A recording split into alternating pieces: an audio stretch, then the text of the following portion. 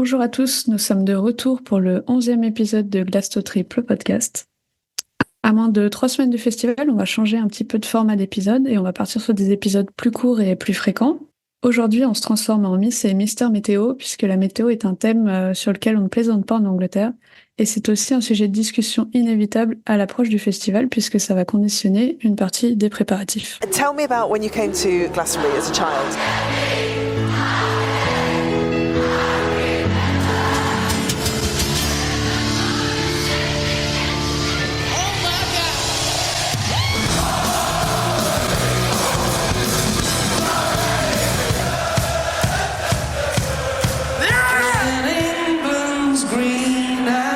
There's a warm feeling about this land, and it's got history, and it's got so much beauty attached to it. Just you!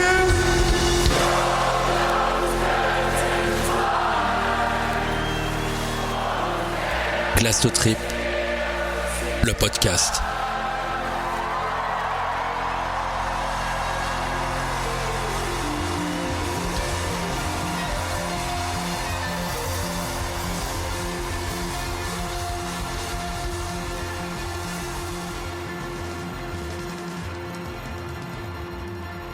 Donc nous sommes le dimanche 9 juin 2024. On part à Glastonbury dans un petit peu plus de 2 semaines et beaucoup de monde parle déjà de la météo du festival. Donc c'est peut-être un petit peu tôt pour avoir des certitudes, mais on peut déjà commencer à étudier les tendances. Oui, on peut commencer à étudier les tendances, d'autant plus que effectivement la semaine de festival, c'est dans plus de 2 semaines, mais la semaine qui précède le festival, c'est dans 1 semaine. Et cette semaine qui précède le festival, elle est importante parce que si jamais il y avait des trompes d'eau pendant toute 1 semaine, le site serait déjà gorgé d'eau au moment où on y entre. C'est une situation dans laquelle on s'était déjà retrouvé. Laurent, je pense que tu t'en souviens. Malheureusement, en 2016. En 2016, ouais. Un sacré baptême. Et en fait, on s'était déjà aperçu des problèmes en arrivant sur la route. Ouais, donc c'est vrai que le jour où on est arrivé sur le site du festival, on s'est retrouvé dans les bouchons à quelques kilomètres de l'entrée parce que les parkings des campervans étaient totalement saturés, bouchés, et ça a créé une situation assez pénible. Moi, je me rappelle avoir vu des stewards en train de pousser des camping-cars pour les déloger de la boue quand ils rentraient sur les parkings là. C'était l'enfer. Est-ce que tout le monde était enlisé, c'est ça? Ouais, bah oui, parce qu'en plus c'est lourd ces trucs-là. Les voitures ça allait, mais les camping-cars, ouais, ils avaient tendance à partir dans les ornières. Et surtout que je pense les premiers à rentrer, on creusait les ornières et après ça peut-être était un peu mieux, mais au début c'était l'enfer quoi. Ouais, c'est un peu vallonné. Je me souviens qu'il y avait aussi des stewards pour nous guider, nous dire là prenez un peu d'élan parce que sinon vous allez repartir en marche arrière. Ah ouais, j'avais oublié ça. Quoi qu'il en soit, donc effectivement, la semaine précédant le festival, c'est quand même une semaine importante. Et donc là, déjà pour cette semaine-là, on peut commencer à avoir des estimations un peu plus fiables que celles de la semaine du festival à proprement parler. Donc c'est pour ça qu'on va commencer déjà à s'intéresser au sujet. Et en général, sur les forums ou ailleurs, on commence à en parler à peu près maintenant. Enfin, même s'il y a déjà des gens qui en parlent depuis un moment. Donc tu te bases sur quelle source? Qu'est-ce qui est fiable pour regarder la météo à Glastonbury? Bon, alors la source la plus fiable, c'est l'équivalent de Météo France en Angleterre, enfin au Royaume-Uni, le Met Office. Ils ont plus une application qu'on peut télécharger, c'est sympa de l'avoir pour, par exemple, pendant qu'on est sur la route, avoir un peu des prévisions déjà de comment on va passer la nuit, puisque aussi il va y avoir cette nuit de queue. En 2016, Laurent l'avait passé sous la flotte, si je me souviens bien. Ouais. Exactement, une pluie fine qui avait commencé au milieu de la nuit et qui s'était jamais arrêtée jusque 8 heures du matin, parce que cette année-là, ils avaient décidé de faire rentrer les gens un peu plus tôt parce que c'était des conditions plus pénibles que d'habitude. Ouais. Et puis effectivement aussi quand on est sur place, on peut avoir la météo du lendemain, etc. grâce à l'application. Donc voilà, ça c'est clairement la source la plus fiable et la plus sérieuse. Et puis il y a une autre source un peu plus anecdotique, mais quand même intéressante. Alors fut un temps, il y avait un gars qui avait pour pseudonyme Jack One. Qui avait une chronique météo Glastonbury sur un forum dédié à la météo. Et puis visiblement, il a arrêté. Et le relais a été pris par un gars qui s'appelle Gavin. Donc c'est Gav's Weather Videos sur YouTube. Et donc lui, en fait, il traite de météo en permanence. Enfin, il produit des vidéos quasi quotidiennes. Mais depuis 2 ans, me semble-t-il, il fait une chronique à l'approche du festival spécialisé sur le festival de Glastonbury. Et donc c'est pas mal de le regarder parce que lui il étudie il a une approche un petit peu plus fouillée en termes de prévision météo. Il montre des graphiques un peu techniques, etc. Enfin, il prend le temps. C'est pas un bulletin qui dure juste 2 minutes, quoi. C'est plutôt 20-30 minutes. C'est pas vraiment une Miss Météo. Ah non, non, c'est Mister Météo et puis ouais, c'est cool parce qu'il est marrant, il est joyeux, etc. Donc oui, il y a du charme aussi à regarder ces vidéos en fait. Donc pour l'instant, on se base sur les informations du Met Office parce que Gavin, lui, il a rien publié encore pour Glasto. Ouais, il me semble avoir vu passer sur le Discord une vidéo où Gavin nous présentait un peu les tendances météo pour l'été. Donc c'était pas centré sur Glastonbury la dernière semaine de juin, mais il a déjà commencé à nous donner quelques tendances. Et ça disait quoi en substance ? A priori, l'été serait plutôt pluvieux, le début d'été un petit peu perturbé, donc c'est très incertain. Ouais, effectivement, c'est assez logique pour des prévisions de long terme, l'incertitude. Bon, et donc le Met Office sur lequel on se base, il est pas hyper précis non plus, d'après ce que j'ai pu comprendre. Ouais, alors le Met Office ne se mouille pas tellement pour les prédictions à plus de 2 semaines. Il précise juste qu'on aura un temps typiquement anglais avec toutes sortes de temps, des éclaircies, des pluies, quelques averses, mais que pour l'instant il n'y avait pas de tendance claire qui se dégageait. Mais alors il nous annonce pas des trompes d'eau. Non, il nous annonce pas des trompes d'eau, mais si on regarde sur l'appli actuellement, la semaine qui précède le festival est plutôt couverte et pluvieuse. Donc il devrait pleuvoir un peu tous les jours, ce qui pourrait à la longue déjà commencer à saturer les sols. Mais voilà, ça reste très incertain. Et j'ai vu d'autres sources. Moi, j'utilise la chaîne météo, qui était un peu plus optimiste avec un temps plus variable d'éclaircies et de faibles pluies. J'ai l'impression que quand même la tendance sera à l'humidité pour les 2 prochaines semaines. Ça a l'air d'être un consensus un peu partout. Il fait déjà un temps très humide depuis quelques temps, même en France. Je pense qu'on a pu le constater cette année. Donc, à mon avis, on n'échappera pas à des sols un peu humides. L'important, ce qu'il faudrait, c'est que ça soit pas saturé en eau, comme tu dis, Laurent, pour que ça soit pas déjà un champ de boue avant même qu'on soit arrivé, quoi. Du vendredi 14 au dimanche 23. Donc, surtout, ce qui va nous intéresser, c'est plutôt la fin de la période, là. Donc, ce sera la semaine précédant le festival. La confiance dans les régimes météorologiques dominants sera considérée comme très faible. Ça a l'air d'être un peu pile ou face. Mais par contre, ce qu'ils disent, c'est qu'il y a parfois des signes provisoires de formation d'anticyclones venant de l'ouest.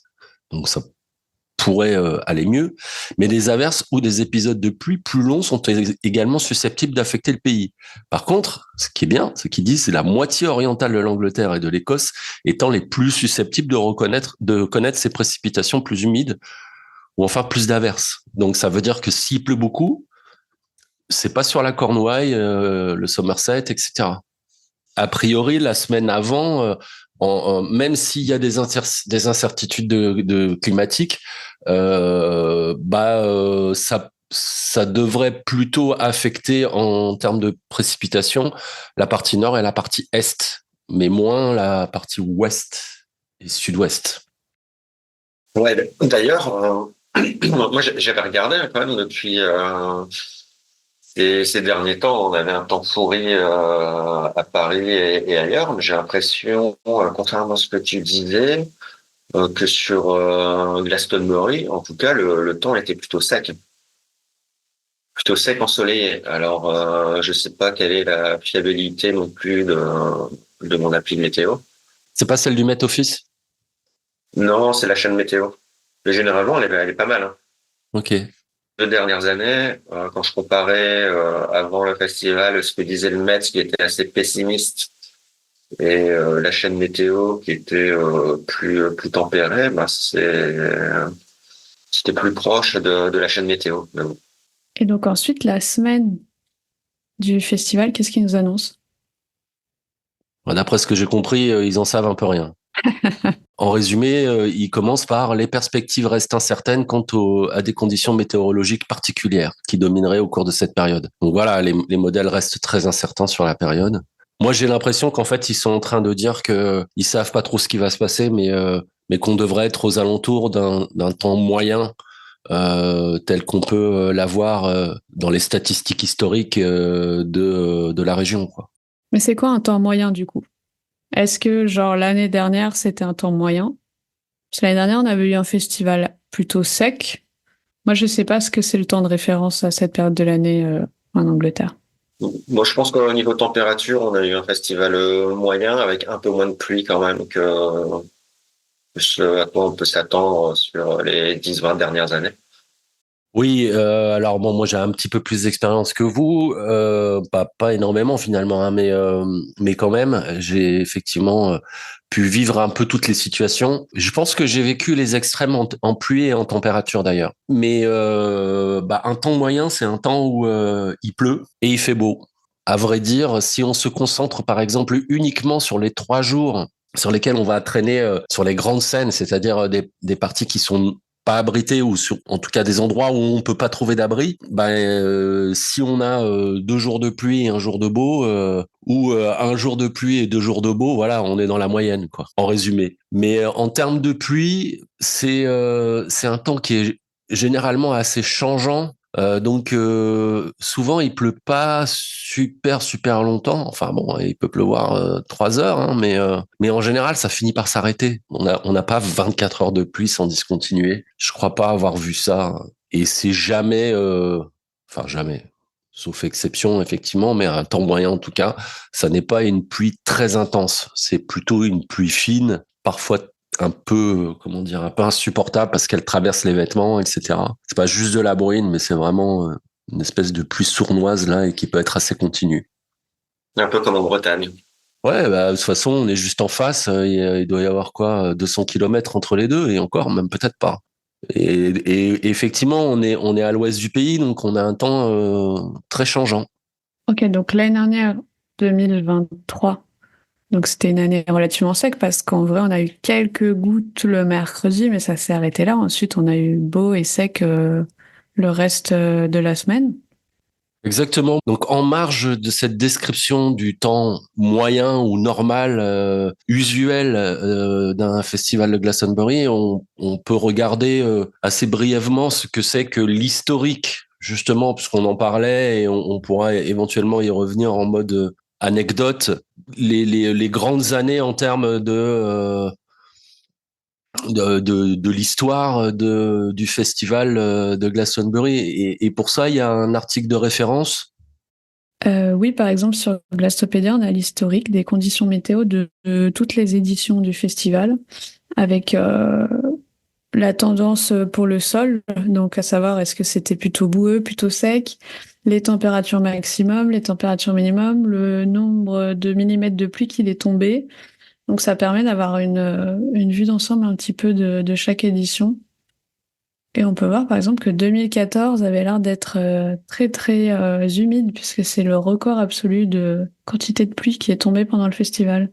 Voilà, et donc en fait, justement, c'était une édition à laquelle j'ai assisté. Donc j'ai battu un record du festival cette année-là, le record de précipitation. Et effectivement, je me souviens que cette année-là, en fait, il y avait eu de très gros orages, très très gros orages, à tel point même que je crois que la foudre était tombée sur. J'étais pas sur place, enfin j'étais pas à la pyramide, mais la foudre est tombée sur la pyramide. Ils ont été obligés d'arrêter les scènes, ils ont perturbé la programmation. Il y a des concerts qui ont été annulés. Mais 2014, il a plu énormément. Mais justement, alors, par rapport à la normalité dont je parlais, à savoir, il se met à pleuvoir et puis ça s'arrête. Là, je pense que les niveaux de pluie qu'il y a pu avoir, c'était essentiellement du fait des orages. Et donc, il y a des quantités d'eau énormes qui se sont abattues de façon très brutale. Mais j'ai pas souvenir, par exemple, que ça a été plus pénible que 2011 ou 2016. Et justement, si on regarde les statistiques de Glastopédia, 2011, il y avait eu 11 mm et 2016, il y avait eu 15 mm. Et là, il avait vraiment flotté, je trouvais. Alors que 2014, en fait, il est tombé 40 mm. Mais ça a dû tomber d'un coup dans la même journée quasiment. Donc 2016, tu disais que c'était une année assez boueuse. Mais donc les chiffres qu'on a donnés là, c'était juste sur la semaine du festival et pas sur celle d'avant. Alors qu'en 2016, apparemment, il avait beaucoup plu avant le festival, en fait. Si j'ai bien compris. Oui, c'est ce qu'on a décrit tout à l'heure avec Laurent, c'est-à-dire que les terrains étaient gorgés d'eau et par exemple, quand les camping-cars sont arrivés sur les parkings. Ouais, mais je pense que c'est ce qu'on disait en intro, non? Si je dis pas de bêtises. Donc si on regarde quand même l'historique sur Glastopédia, on voit qu'on a en général une alternance d'années un petit peu boueuses et d'années plutôt sèches au niveau du sol. Ces dernières années, c'était plutôt sec, mais les températures, on est quand même en train de battre des records, j'ai l'impression, avec 2017 qui a apparemment été l'édition la plus chaude du festival depuis le début. Ouais, on trouve même des articles qui indiquent des températures de plus de 31 degrés en fait cette année-là. Donc le 30 degrés me paraît, il doit être approximatif, mais. Ouais, donc le record de température enregistré a eu lieu en 2017 avec une température de 31,2. Et on s'en souvient tous les deux, Jérôme, c'était quand même assez pénible durant l'après-midi. Et on avait les pompiers qui étaient là pour arroser les gens et pour distribuer des bouteilles d'eau. Ouais. Et ça a été effectivement une situation très caniculaire. Et donc en fait, ces situations chaudes, elles ont tendance à se généraliser depuis 2017. Parce que 2019, moi j'étais pas là, mais j'ai l'impression qu'il a fait très chaud aussi. Il a fait très chaud. Il a jamais plu. Il a fait beau pendant vraiment tout le festival.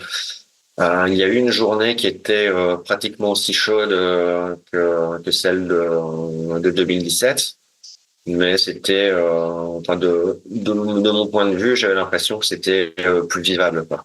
Mais en tout cas, je m'en souviens comme une édition très agréable. Voilà, donc effectivement, on est resté sur une période un peu chaude. Ça se voit bien d'ailleurs sur les graphes de maximum de température sur la fameuse page de Glastopédia. Je crois que tout le monde s'est un peu habitué à ça, mais qu'à un moment donné, il va bien falloir se dire que il va y avoir des années pluvieuses et ce sera peut-être cette année. Mais dans l'historique, il y a quand même 2 années qui me choquent un peu parce que c'est marqué que les sols étaient carrément inondés en 2005 et en 2007. Est-ce qu'on peut revenir à ces situations-là? Alors, c'est un sujet dont on avait parlé justement dans l'épisode précédent quand on parlait des campings et où je vous avais dit que les situations d'inondation dans les campings, c'était terminé. Donc, il y a eu effectivement ces épisodes-là. Je pense que c'est 2007 qui a été l'épisode le plus important. En fait, il y avait plus d'un mètre d'eau en bas de Pennard Ground où en fait les tentes, on voyait plus que le sommet des tentes dépasser.